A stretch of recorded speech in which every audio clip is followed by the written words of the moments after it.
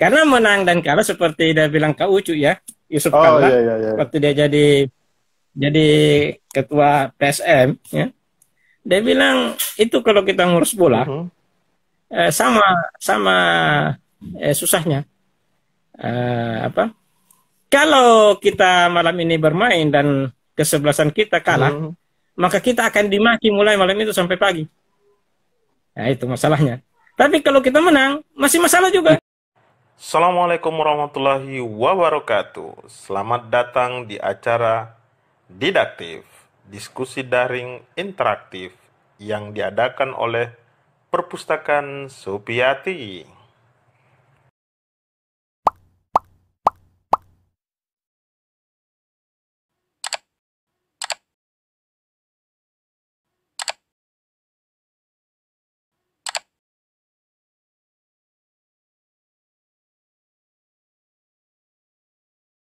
Bismillahirrahmanirrahim. Assalamualaikum warahmatullahi wabarakatuh. Salam sejahtera buat kita semuanya. Sebuah kesyukuran di sore ini kita dapat bertemu di acara didaktif yang ke-15 bersama Kanda Sulhan Yusuf. Beliau ini adalah CEO Paradigma Group dan juga Pemret di kaliliterasi.com. Keseharian beliau itu sekarang konsentrasinya di literasi, bagaimana menghidupkan literasi di Sulawesi Selatan. Ini salam Ustadz Bahrul, sepertinya Ustadz Bahrul Lamsal juga baru menyapa. Eh, Diskusi sore ini saya ingin menyampaikan pada teman-teman, jadi kita juga akan memberikan semacam giveaway. Jadi giveaway itu adalah pemberian hadiah buat teman-teman yang memiliki pertanyaan yang paling unik, paling gokil, paling lucu, baik pernyataan maupun pertanyaan. Dan pada sesi kedua nanti saya akan umumkan kira-kira kata apa yang perlu teman-teman cari. Jadi ada kata misteri yang saya ingin mainkan, ada diksi yang harus teman-teman cari dalam buku ini, dan itu sangat jarang digunakan oleh Kanda Sulhan, dan nanti itu di sesi kedua pengumuman kata misterinya. Tapi pada kesempatan kali ini jadi ada 3 buku yang rencananya saya mau bagikan pada teman-teman. Jadi ada bukunya Dahlan Iskan, ini, kemudian bukunya Murel tentang Kemerdekaan Landak, dan satunya lagi ini bukunya An Mansur, Cinta yang Marah. Nah, ini nanti akan kita bagikan bagi teman-teman. Jadi 2 penanya ataupun pernyataan yang paling gokil nanti Ustadz Sulhan sendirilah yang memilih. Kalau kata misterinya saya yang pilih sendiri. Baik, eh, kita masuk saja diskusi kita langsung pada sore ini berkaitan pesona sari diri. Saya meminta izin kemarin sama Kak Sulhan, bilang, Kak, saya mau menggunakan istilah jelajah pesona sari diri. Mengapa jelajah? Karena kita ingin menjelajahi pemikiran dari Kanda Sulhan. Uh, Pertanyaan yang mungkin saya ajukan uh, cenderung mainstream. Yang pertama mungkin mengapa kami harus memiliki buku ini, walaupun sebenarnya jawabannya sangat sederhana, supaya pengetahuan Anda bertambah dan seterusnya. Tapi bukan itu, kami butuh jawaban langsung dari Kak Sulhan, dan juga mengapa kemudian diksi yang digunakan dalam judul buku ini adalah pesona sari diri. Ada apa dengan diksi sari yang kemudian menjadi sentrum dari judul buku, tak, Kak? Sederhananya itu, 2 pertanyaan ini yang kemudian mengantar kita. Jadi ini cenderung ngobrol, Kak, dan otomatis mungkin kalau di tengah perjalanan ketika kita berkomentar dan ada tiba-tiba yang menarik, mungkin saya tanyakan. Waktu dan tempat, Kak, saya silakan. Ya, terima kasih. Assalamualaikum warahmatullahi wabarakatuh. Selamat Waalaikumsalam sore warahmatullahi. buat kawan-kawan yang mengikuti percakapan kita pada sore hari. Terkait dengan buku ini, mengapa kawan-kawan harus memilikinya? Itu salah satu pertanyaan yang paling sulit yang bisa saya berikan jawaban, ya, karena itu berkaitan dengan eksistensi saya, kira-kira Ah, seperti itu. betul, betul, betul. Bisa mengganggu. Oh, siap, siap. Eh, jawaban jawaban saya itu tidak fair, gitu, kira-kira begitu. Saya Oh, jawaban saya bisa berkamuflase kemana-mana. Apa? Tapi satu hal yang ingin saya pastikan bahwa bagi saya sendiri setelah buku ini lahir, saya tidak lagi menjadi orang pemilik buku ini. Orang bebas memperlakukan buku ini, ya, bebas menafsirkan, bebas memaknainya, tanpa harus saya memberikan makna tunggal, kira-kira seperti itu. Jadi sebenarnya saya secara pribadi menganggap bahwa begitu saya akhirkan itu selesai tugas saya, kira-kira seperti itu. oh, jadi Jadi tadi apa namanya? Sepakat Ki berarti dengan sendirinya pernyataannya Roland Barthes dalam buku itu, Ustaz. The Death of the Author, ya, matinya pengarang. Oh, siap, siap, siap, siap. sekarang telah mati, kan, Pengarang telah kira-kira mati, begitu. siap, siap. Lanjut, Ustaz. Saya sebenarnya lebih cocok dengan itu sebenarnya untuk supaya tidak diganggu lagi, kan, Oh, gitu. Siap, siap, ya, siap. utak atik lagi, karena posisi kita sebenarnya sama di hadapan teks. Jadi saya Hmm. seperti itu banyak sekali masukan yang, karena saya kadang-kadang mendapatkan masukan, apakah itu pengayaan, kritikan, apresiasi, itu justru makin menguatkan saya, dan kadang-kadang tidak terduga. Saya cuma mungkin memaknainya satu jengkal, tapi orang kemudian bisa bermeter-meter Oh, begitu. makna buku itu. Jadi setiap orang bisa mengembangkannya berdasarkan kapasitas dari orang itu. Ada juga yang kadang-kadang lain yang saya maksud, lain tong yang dimaksud orang, ya kan, kira-kira begitu. Jadi harus bebas saja lah, kira-kira Oh, seperti siap, itu. siap, siap. Yang berkaitan dengan mengapa teman-teman harus memiliki buku ini, sebenarnya tidak harus memiliki, ya. Ya, kalau dianggap penting ya anggaplah seperti itu. Tapi sebenarnya ini kenapa juga harus memang dimiliki, ya setidak-tidaknya mungkin bisa bisa dijadikan sebagai bahan pengantar tidur, karena biasanya kan kalau orang kesulitan tidur, bisa buku ini menemani sebagai pengantar tidur. Karena apa? Percayalah, saya bisa jamin 100% kalau Anda kesulitan tidur, ya, kemudian Anda membersamai buku ini, pasti akan segera tidur. Karena apa? Coba berbaring dan menghadap ke atas, dan kemudian membuka buku ini dan tataplah huruf-huruf itu. Anda akan terhipnotis dan segera tidur. Karena ya huruf-huruf itu bisa menyebabkan mata kita lelah, ya kan? Jadi bukan karena isinya, bukan karena, Wah, Anda tapi tol. dia itu bisa membawa Anda kepada sebuah penglihatan yang sayup-sayup, yang lama-lama kabur, akhirnya kabur sama sekali dan tertidur, kira-kira seperti itu. Dan sebenarnya buku yang berlaku sama gitu, karena bukan pengaruh dibaca, tapi deretan huruf-huruf itu. Jadi kayak dihipnotis orang, kan, kira-kira begitu.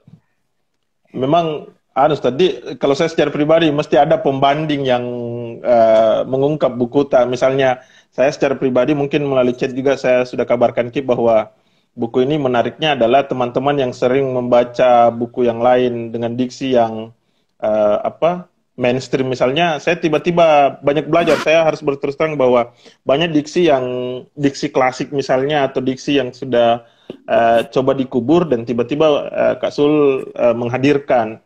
Nanti teman-teman, saya ingin mengungkapkannya lebih mendetail, tapi saya pikir jangan, ini harus teman-teman yang baca dan kemudian mencari diksi yang saya maksudkan. Pertanyaan kedua saya tadi itu, Ustaz, diksi sari yang kemudian menjadi pilihan tak gitu ya. Oh ya. Eh, Sebelum kita masuk ke situ, saya mohon dikoreksi dulu panggilan, jangan dipanggil Ustadz dah. Kasul, Kasul, Kasul. Anu, efek-efek dari apa ya? Ini organisasi yang sama kita selalu menggunakan kata ustaz, jadi kebiasaan itulah yang kemudian melekat. Ya, walaupun ada yang menggunakan kata kanda dan seterusnya. Semoga dan seterusnya saya terus memanggil kanda. Silakan Kak. Soalnya kalau Ustadz itu ada kualitas khusus lah dan sudah dimiliki oleh orang-orang tertentu yang ke situ bisa merusak Oh gitu. tatanan perustasan.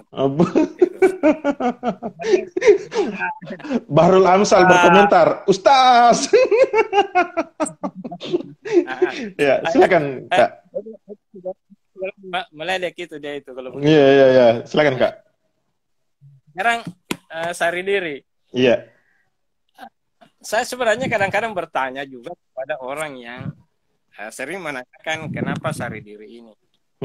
Pertanyaan saya sebenarnya sederhana.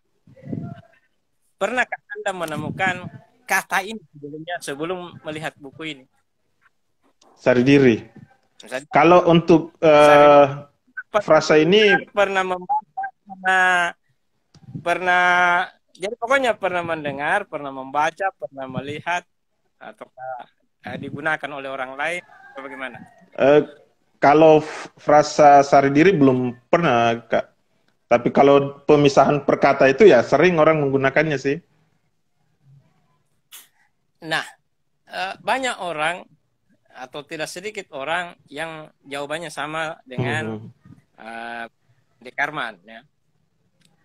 Artinya, saya tidak ingin mengatakan bahwa saya menemukan dua kata ini dalam satu penyatuan. Jadi kata Sari mungkin kita sering dengar, begitupun kata Diri. Tetapi ketika dia dipadukan menjadi satu dua kata yang dipadatkan menjadi Sari Diri, dia jadi saya tidak mengatakan bahwa saya lah penemunya, tapi saya sering bertanya balik, pernahkah Anda mendengar kata Sari Diri ini dalam satu frasa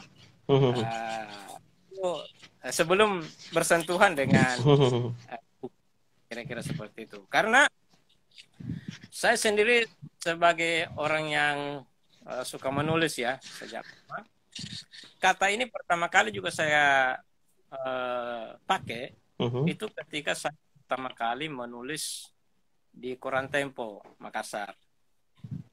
Judul esai yang saya kirimkan itu adalah Memberilah dengan Sari Diri. Nah, itu.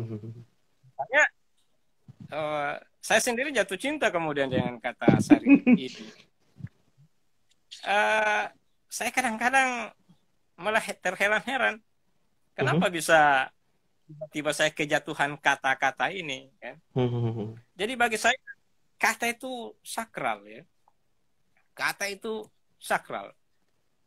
Kalau dalam menulis itu biasanya seperti kata itu berjatuhan. Dia seperti daun-daun yang jatuh dari pohon pengetahuan. Yang kemudian dari situlah saya memungutnya. Jadi dari situ kemudian termasuk kata Sari Diri ini. Nah, mungkin yang sering kita dengar jati diri. Iya, jati diri. Lalu apa pengertian Anda tentang diri ini? Ya gampangnya sih saya katakan, saya sepadankan saja dengan jati diri maksudnya. Tetapi sebenarnya ketika orang membaca beberapa tulisan saya yang berkaitan dengan Sari Diri, atau bahkan seluruh isi buku ini terlalu terkait dengan diri, maka sebenarnya setiap orang bisa kemudian menafsir ya, memahami dan memaknai apa yang dimaksudkan dengan Sari Diri ini. Jadi saya juga tidak boleh mendefinisikan satu pengertian tunggal tentang diri ini. Tetapi kalau saya didesak, kan biasa juga ada. Iya. Harus masa mau tanyakan, harus kita jelaskan Ustaz. Harus kita jelaskan Kak. Apa itu Sari Diri?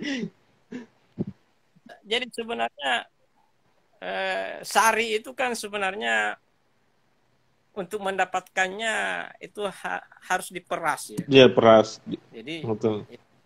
diperas. Jadi misalnya untuk sarinya kelapa, Kelapa ya ya. yaitu santan, maka jadi kelapa itu sarinya itu ada di santan, kira-kira seperti itu. Sama jeruk. Nah, Iya kira-kira ya. iya, jeruk, minum jus apa segala macam. Nah, jadi kalau kita mau menemukannya, maka dia harus diperas. Diri ini harus kita peras. Dan sebenarnya juga ini mungkin agak lebih berbau apa ya, agak spiritual lah, kira-kira begitu, sok-sok spiritual ya. Sebenarnya kalau kita memeras diri kita, maka kita akan tiba pada sebuah diri yang sejak mula terlibat dalam perjanjian primordial dengan yang menciptakan kita. Kira-kira seperti itu. Makanya saya pernah takjub sekali dengan satu kalimat dari seorang Descartes yang mengatakan bahwa sebenarnya manusia itu adalah makhluk spiritual. Ya, jadi manusia spiritual. Bukan jadi kita manusia itu sebenarnya makhluk spiritual yang punya pengalaman menjadi manusia. Yang dibalik. Jangan yang kebanyakan itu kan manusia punya pengalaman spiritual. Ya kan, kira-kira begitu. Iya. Dari itu di situ kira-kira kita sejatinya, sesarinya kita ini adalah makhluk spiritual yang punya pengalaman menjadi manusia. Korek perjanjian primordial kita dengan Maha Pencipta, dalam bahasa normatifnya alastu birabbukum. Alastu Kan kira-kira begitu. Iya. Sama Ustaz lah. Alastu birabbukum. Nah, Ustaz juga masalahnya. Apalagi kalau jadi pengurus masjid itu, saya baca di sini juga. Saya sepakat dengan beberapa. Saya justru tertarik dengan judul-judul yang kita ambil, Kak. Kalau kita mengatakan bahwa kata itu adalah suatu kesakralan, ya sangat terlihat dengan pengambilan judul. Selain kita bermain pada rima, kita juga bermain pada pembalikan kata yang digunakan. Misalnya apa ya, politik kurban dan korban politik dan sebagainya. Banyak diksi yang kita pakai, politik bunga dan bunga politik, termasuk kendaraan politik, politik kendaraan. Walaupun sebenarnya ada, kalau tidak salah hanya kata marwah yang kemudian kita mempertegas, walaupun sebenarnya bukan marwah kata yang dimaksudkan, tapi murwah. Nah, ini yang kemudian saya melihat seberapa dekat kita dengan KBBI, Kak.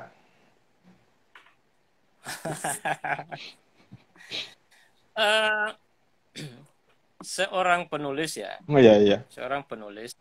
Ya, anggaplah saya penulis ya, kira-kira seperti itu. Bukan lagi anggap penulis gitu.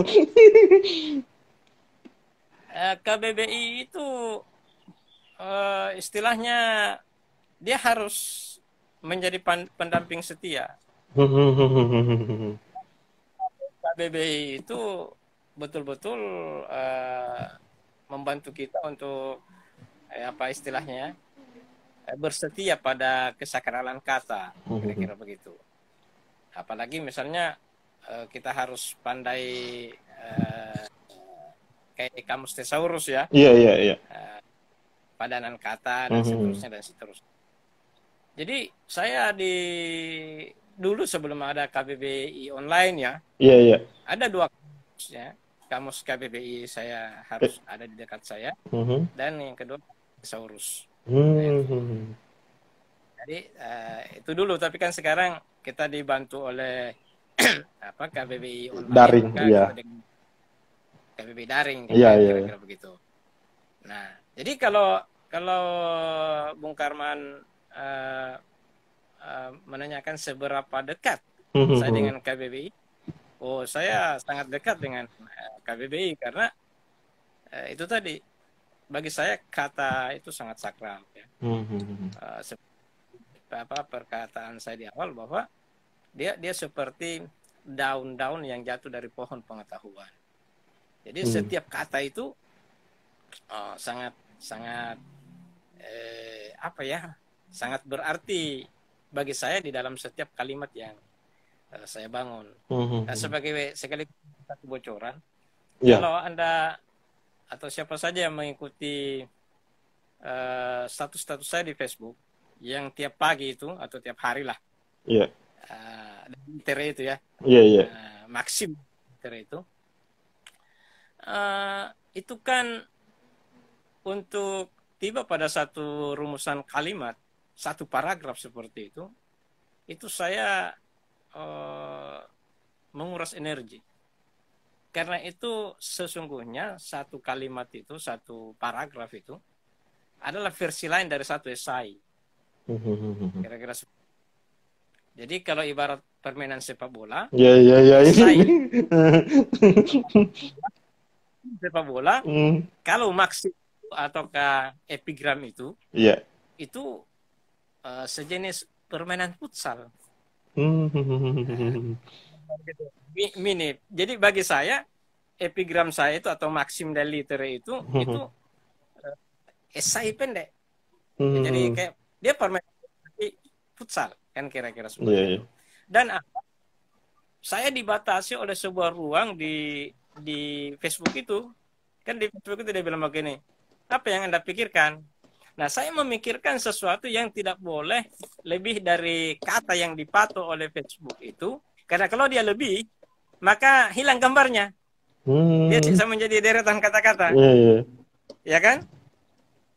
Nah, jadi kesulitannya di situ bagaimana memakai setiap kata itu menjadi sesuatu yang sangat penting supaya dia seluruh bangunan gagasan yang ingin saya sampaikan itu sampai dalam beberapa kata saja dalam satu paragraf yang tidak boleh lebih dari batasan status di Facebook. Sekali lagi dia berubah tampilannya, tidak lagi ada itu gambar-gambar itu. Gambar-gambar, iya betul Ustaz. Saya kalau paling menyulitkan itu kalau kelebihan satu kata bahkan satu huruf. Iya. Atau tanda petiknya itu saya masukkan langsung hilang itu gambar itu. Saya harus merombak kalimat itu. Saya harus kemudian mencungkil. Sampai persoalan begitu kita kayak.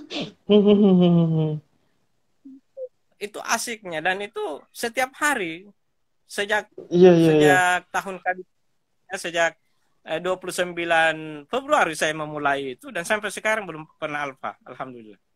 Oh, teringat dengan teringat dengan siapa? Almarhum Mas Darmuis membuat juga biasa esai-esai pendek itu, Kak. Iya. Semoga terus, Kak, dan itu jadi buku lagi yang baru. Rencananya sih memang begitu, mungkin 365 hari diakhiri lah. Oh, siap. Ini berjalan mulai di efektif itu 29 Februari. Anggap Maret, jadi Maret, April, Mei, Juni, Juli. Juni sudah 4 bulan lebih. Dan itu cukup memusingkan, membahagiakan dan sekaligus menantang kira-kira. Saya pernah diskusi dengan siapa Muhajir, Kak, di waktu sempat datang. Saya bilang, kenapa begitu model tulisannya, Kak Sul? Itu pandangan pertama saya, dan mungkin ada benar perkataan Rasulullah bahwa boleh jadi yang kau tidak senangi itu yang akan paling kau senangi. Pun sebaliknya. Saya kan diksi yang kita gunakan, Kak, Kisanak. Saya bilang, ya Allah, ini kan diksi-diksi yang dulu dan seterusnya. Kemudian kita gunakan, saya biasa menggunakan istilah padanan kata atau sinonim yang kita pakai dengan beberapa yang kita masukkan dalam buku ini. Dan kali pertama saya membaca, wah, ini apa maksudnya? Dan saya mencoba untuk menelusurinya, dan ternyata saya sebagai orang yang berkonsentrasi bacaan yang secara mainstream, tiba-tiba, wah, ini anti mainstream ini diksinya. Dan saya harus berkata bahwa identitas Sulhan itu di buku ini sudah memperlihatkan bahwa kalau ada diksi ini, makanya saya pernah bahasakan ke kita Kak, bahwa ketika saya dihadapkan dengan sebuah tulisan dan tulisan itu tidak ada penulisnya, saya sudah bisa menebak bahwa ini kita punya tulisan kata kiwari misalnya, kemudian eh, beberapa kata yang kemudian termasuk kata atawa yang sempat kita diskusikan sebelumnya Kak. Ini nanti mudah-mudahan saya punya waktu untuk menulis berkaitan itu. Tapi yang menjadi pertanyaan Kak, mengapa memilih jalan yang berbeda? Yang kemudian ini di pasaran kurang tanda petik kurang laku karena pembaca kan kebanyakan seperti itu Kak. Mengapa ya kalau saya teringat saja dengan pengajaran di bangku perkuliahan sekarang Kak bahwa ada proses plagiasi, proses Turnitin yang dilakukan bahwa karya ini orisinal atau tidak. Dan saya berani menjamin bahwa buku ini jelas keorisinalannya dalam artian dalam memilih diksi. Dan memang belakangan kami di kampus itu mencari diksi-diksi yang sinonim ataukah yang padanannya sama gitu Kak. Mirip lebih tepatnya. Mengapa cari jalan yang berbeda Kak? Silakan Kak. Sebenarnya apa ya? Saya kan nanti belakangan ini baru boleh dikatakan jatuh cinta sama keindahan bahasa. Ya. Tahu nggak? Pelajaran yang paling saya tidak mood ya,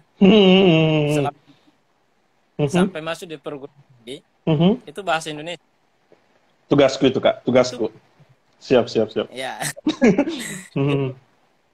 Saya dari dulu itu tidak mengerti atau tidak tidak apa ya, apa pentingnya ini bahasa Indonesia, ditambah lagi dengan guru yang tidak apa menjelaskan filosofinya ini bahasa dan seterusnya. Nanti bahkan di perguruan tinggi bahasa Indonesia saya kalau tidak salah itu berapa ya, 4 SKS atau 3 SKS itu saya cuma dapat 2, hampir nol lagi itu kan. Kacau itu kan.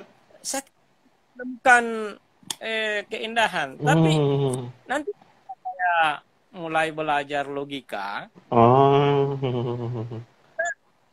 Sangat sulit kita berlogika kalau tidak dibarengi dengan kemampuan berbahasa yang baik. Ya. Saya mulai jatuh cinta sama bahasa Indonesia ini, sehingga kalau saya ditanya, kalau misalnya saya harus jadi guru, ya, kan sebenarnya kan terbelakang saya IKIP ya, cuma Ustaz pakai bahasa Arab ya. Ya kan? Kalau saya ditanya apa mata pelajaran di sekolah yang ingin Anda ajarkan kalau misalnya mengajar, maka saya akan mengatakan bukan ekonomi ya sebagai disiplin ilmu saya, tetapi saya ingin memilih mengajar bahasa Indonesia. Itu saking asiknya itu mempelajari bahasa Indonesia, karena persoalan satu kata saja itu bisa membawa kita kepada sebuah alam yang benar-benar mengasihkan. Sebagai misal chattingan Bung Akar ke saya mengenai kata atawa, yang secara simpel mengatakan bahwa itu dari bahasa Sunda, tapi kemudian dikonfirmasi lagi bahwa itu dari Arab Jawi ya.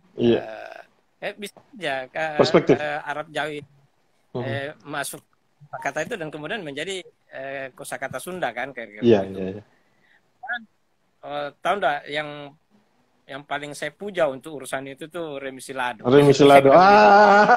Ternyata rumus kita sama. Benar, saya jatuh cinta bingit ya pada beliau untuk urusan kata-kata itu. Banyak sekali ini panorama bahasa yang kemudian ini. Nah, kemudian kalau di kelas literasi yang kita bangun juga, kelas literasi, kelas menulis, urusan kata itu menjadi problem utama. Karena di kelas kita buka, Tidak usah dulu kemana-mana.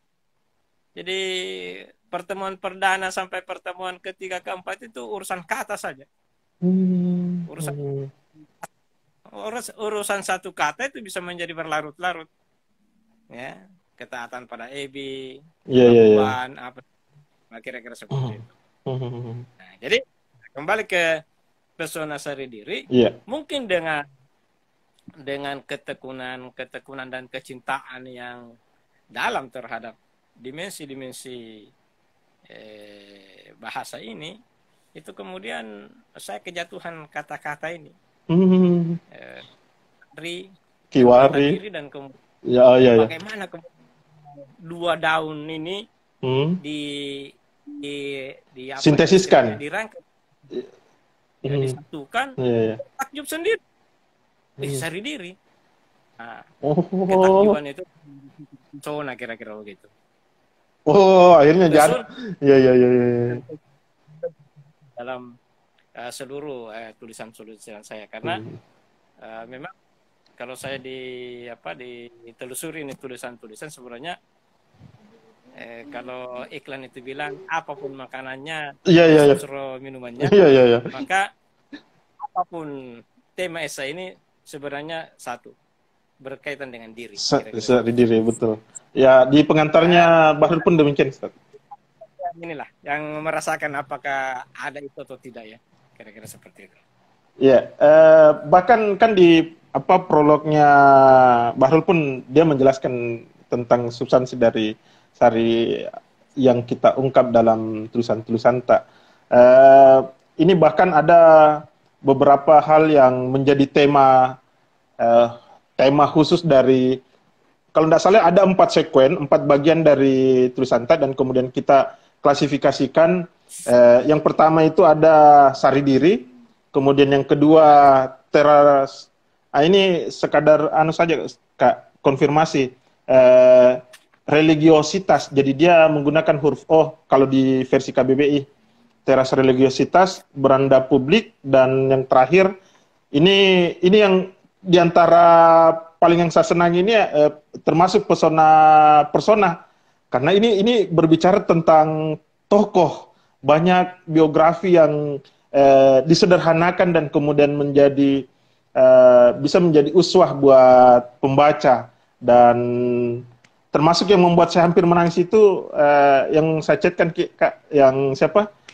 Ishak Ngeljaratan, yang ketika ada orang mengucapkan Assalamualaikum warahmatullahi wabarakatuh, selamat sore dan seterusnya, dan kemudian dia langsung melakukan interupsi dan cukup berkata Assalamualaikum saja, karena itu sudah menjadi representasi dari semua salam.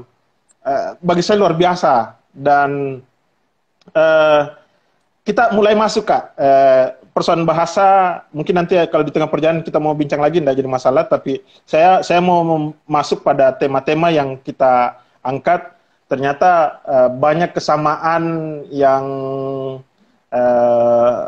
mirip dengan kemarin Kak Aslan dalam perbincangannya, termasuk ternyata kita bincang juga persoalan sampah yang dalam perspektif, kalau Kak Aslan dia melihat kaum agamawan, kalau kita lebih kepada kaum yang berduit gitu, yang membuang sampah sembarangan dan sebagainya. Fenomena paling terkecil Kak, sampah, sudut pandang tak dalam melihat, sampai-sampai saya mau bilang bahwa oh ternyata Kak Sul ini ternyata pemulung juga di rumahnya ya. Karena itu sudah diberikan contoh di rumah gitu. Silakan Kak, dalam membincang ini kira-kira bagaimana itu melihat ini? Ya, tapi sebelum ke situ terkait dengan religiositas dan religiositas, sebenarnya ada diskursusnya dua kata itu, tapi mungkin nanti. Iya. Saya dapat juga itu Kak, karena saya kan versi KBB saja dulu. Iya. Mengenai sampah ya. Jadi sebenarnya urusan sampah ini kan bisa menjadi urusan individu, publik. Ya. Tapi kadang-kadang kita ini kan lebih banyak pada urusan-urusan yang berkaitan dengan publik. Ya. Saya sendiri ya tentu prihatin lah dengan kualitas publik kita ya. Iya, iya, iya. Seenaknya tidak menganggap sampah itu sebagai sebuah masalah. Bahkan kadang-kadang saking bukannya sebuah masalah, dia membuang sampah di wilayah orang, di jalannya orang yang bersangkutan itu bukan masalah. Nah, semisal saya kan lumayan lah untuk urusan selokan saya di depan rumah itu, rajin lah saya membersihkan. Tapi kan pagi saya angkat sampahnya, sorenya biasanya sudah ada kantongan lagi yang mengambang di situ. Itu biasa. Jadi segitunya itu. Jadi tapi kan itu tidak membuat saya kemudian harus harus kemudian berhenti ya. Nah, kemudian karena saya tidak bisa mencegah publik untuk lebih jauh, maka saya mencoba menyetel secara individual. Jadi saya sudah tahunan lah ya di rumah ya. Itu mengklasifikasi sampah. Dia ada sampah kering, sampah basah. Nah, sampah lagi, ada sampah plastik, ada sampah kertas dan jadi betul-betul kalau orang itu mungkin atau saya lah, kalau dikumpul punya sampah itu bisa 1 karung dalam sehari atau 2 hari. Tapi yang kemudian yang pergi ke TPA, tempat pembuangan akhir, itu mungkin sisa sejumput atau 2 jumput. Selebihnya tidak ke TPA. Karena apa? Saya pilah sampah basah, sampah dapur, itu saya jadikan pupuk di belakang. Saya jadikan lubang di belakang, kemudian saya jadikan timbunan, dan kemudian karena saya ya rajin sekarang berkebun, itu jadi pupuknya, jadi tambahan tanah gratis. Nah, sampah kertas, sampah kardus saya pilah, kemudian saya berikan kepada pemulung. Karena kan pemulung yang sering datang ke rumah. Kemudian sampah plastik yang bermacam-macam itu saya sortir lagi. Ada yang berupa botol-botol yang sering diburu oleh para pemulung, itu saya juga pisahkan. Jadi yang betul-betul jadi sampah bagi saya itu sisa plastik-plastik yang memang tidak bisa, pemulung pun tidak suka, gitu. Tidak menganggap lagi nilai material. Jadi bagi saya sampah yang rumit persoalannya itu bisa menjadi sederhana. Ya, bisa menjadi sederhana jikalau setiap orang memilih jalan seperti jalan yang kami lakukan di rumah. Jadi di rumah itu 3-4 kategori sampah.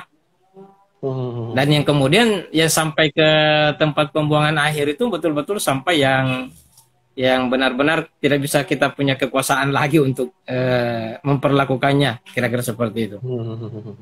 Ya. Dan itu menjadi laku hidup, sudah menjadi laku hidup, dan justru kalau tidak begitu sudah ada hal yang lain-lain lah pada diri kalau tidak melakukan itu, kira-kira begitu anunya tuh. Iya.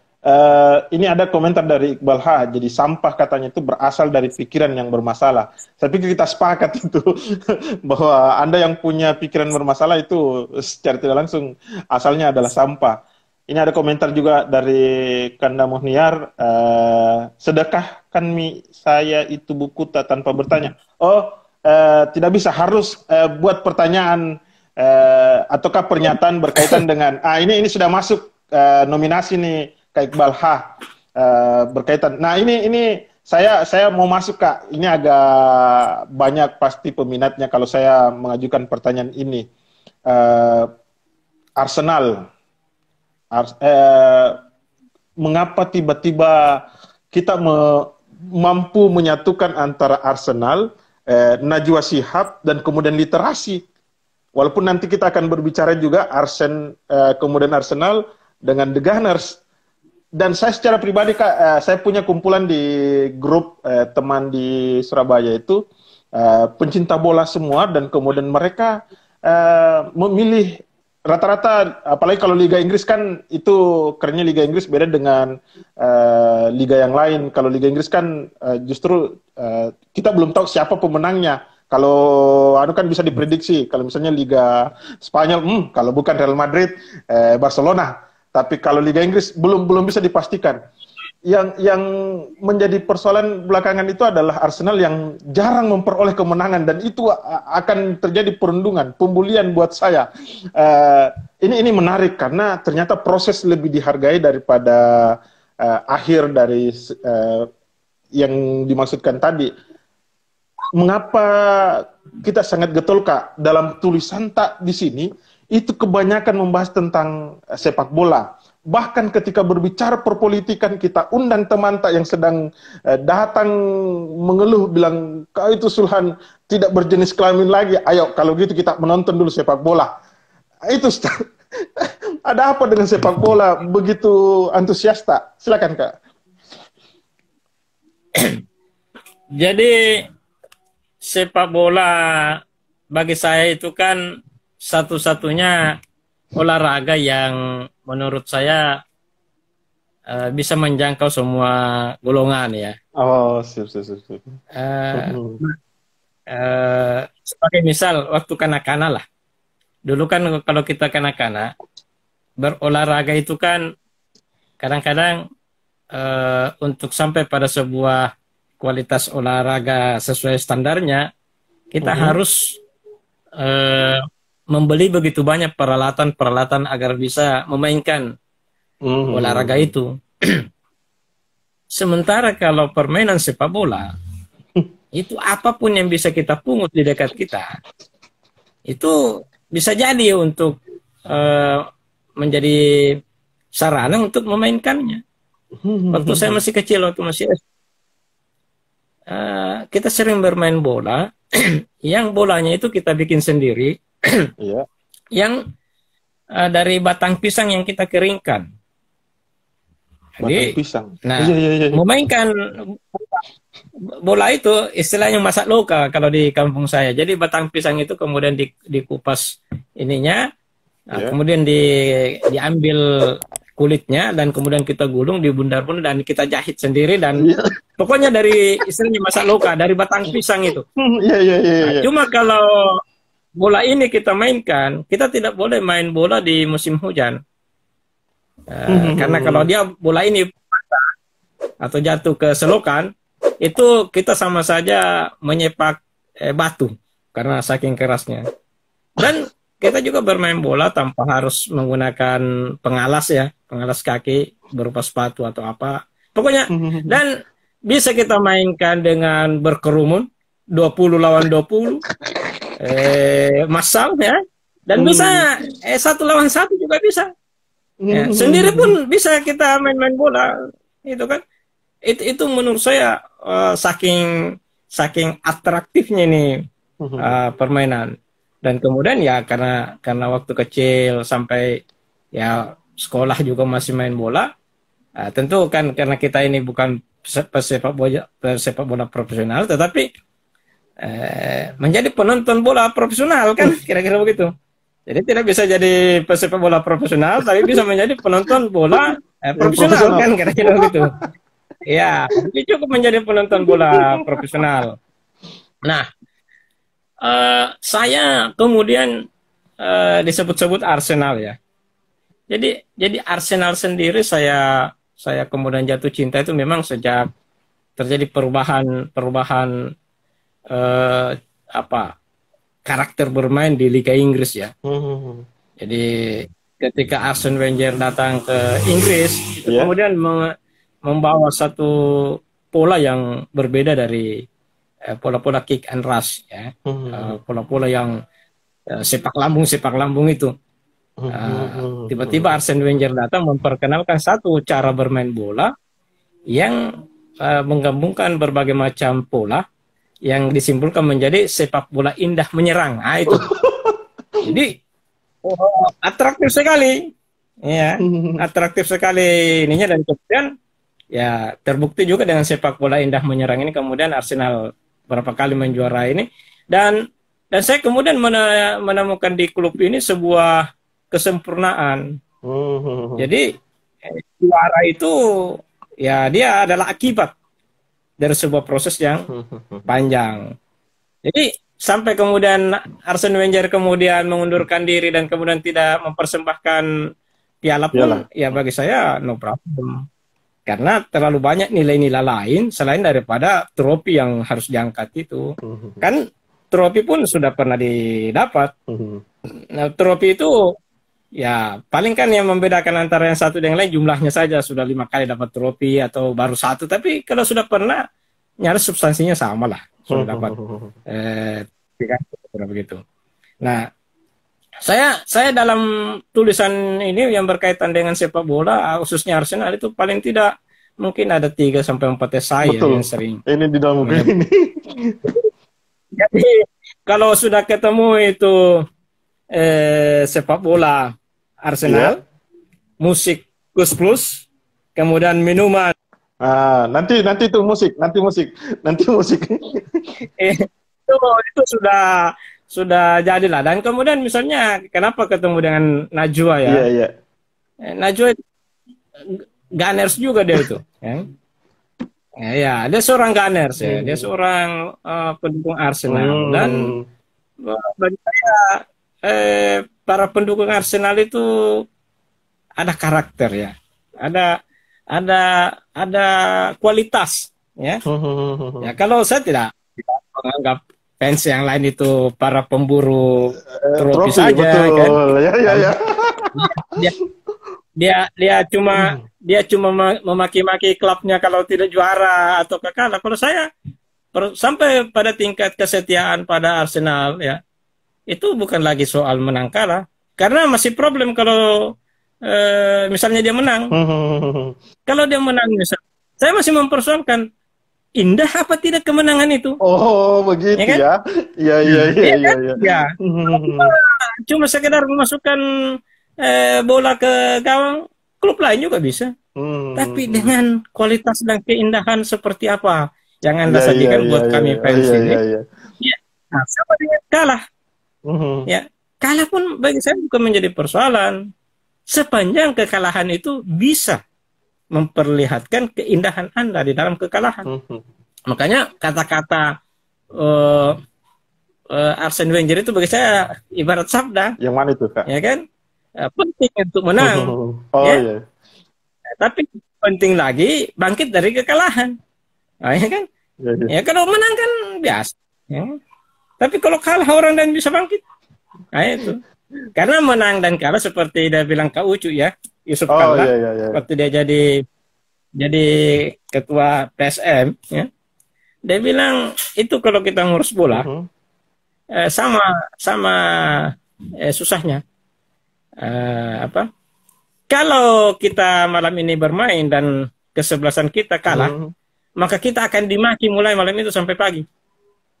Nah itu masalahnya. Tapi kalau kita menang, masih masalah juga. Karena kita terkenang-kenang terus dengan kemenangan kita itu. Iya. Jadi, itulah bola ya. Itulah sepak bola. Mudah-mudahan. Sama ketika orang bicara. Kenapa, Kak? Sama dengan kalau bicara kesebelasan antar negara ya, saya milihnya Prancis lah. Sama ada juga di sini kan di Le Bleu ya kan. Iya. Jadi itu aja, dan makanya saya sarankan kalau mau lihat sari diri saya itu membincang bola, literasi dan bunga-bunganya ini itu di esai ini. Mata Najwa, mata literasi. Menarik itu, Kak. Saya betul-betul kalau Bung Karman, Bung Akar jatuh cinta pada diksi-diksi saya benar-benar bermain di situ seperti bermain bola ala Arsenal, mempermainkan kata mata itu. Iya. Kata mata itu seperti bola yang bundar, saya giring ke sana kemari, dia tersisip mulai dari awal sampai akhir tulisan. Mata itu dia bisa menjadi mata karena dia ada pemain yang ditakuti Arsenal, Juan Mata, ya. Bisa melengket ke Najwa menjadi mata Najwa, dia bisa melengket ke literasi menjadi literasi, dia bisa bermasalah pada mata pencaharian, bisa masuk ke dalam kata mata kaki, ya, bisa juga menjadi kata memata-matai klub lain, akhirnya gitu. Jadi bagi saya ketika menulis esai itu, kata mata ini seperti bola yang bundar bergulir ke sana kemari. Itu saya sendiri setelah menyelesaikan esai itu dan kemudian masuk di dalam buku ini dan saya baca kembali lagi, itu saya sendiri tak apa-apa takjub pada yang pernah kita bikin. Dan terus terang agak sulit mengulangi drama itu, drama kepenulisan itu. Terus terang saya sangat sulit lagi melahirkan satu esai yang punya kualitas seperti orang bermain bola, di mana satu kata yang namanya mata itu seperti bola yang bundar bergulir ke sana kemari. Dia masuk ke berbagai macam subjek. Jadi mata sebagai objek kemudian bisa menjadi padanan subjek dari berbagai macam ini. Dan baru paragraf pertama itu sudah seperti begitu fluid, ditiup langsung kayak menyerang itu kata mata itu. Mata najwa, mata literasi ya. Iya. Mata najwa, mata literasi. Kak, ada komentarnya. Di situ juga ada mata saya. Nah, makanya itu larinya. Di situ juga ada mata saya. Makanya ada larinya ke Arsenal. Ini ada komentar dari bukan komentar sih, pertanyaan. Kayaknya bakalan masuk nominasi ini yang dapat buku juga ini. Kasul, kalau main bola posisinya apa?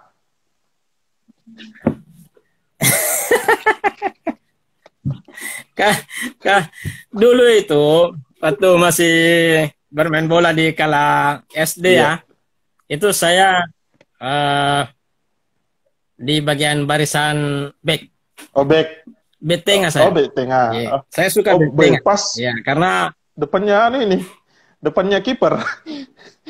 Ya, depannya kiper. Makanya kita bisa disanjung, bisa juga dibully habis-habisan. Betul. Ya, karena kita bisa menolong gawang sekaligus bisa menjadi bencana bagi gawang. Betul. Ya, itu. Jadi banyak sekali. Tetapi saya kemudian mengambil posisi itu ya secara alamiah saja karena saya suka itu. Saya selalu merasa bertanggung jawab untuk menjadi orang terakhir yang gitu. Ini kira-kira seperti itu. Siap. Jadi kalau menjadi back itu kan orang paling terakhir menyerang, ya, karena di dalam posisinya. Tetapi kemudian dia pula sebagai orang yang pertama bertanggung jawab ketika terjadi gol, kira-kira begitu. Itu bagi saya sebuah karakter.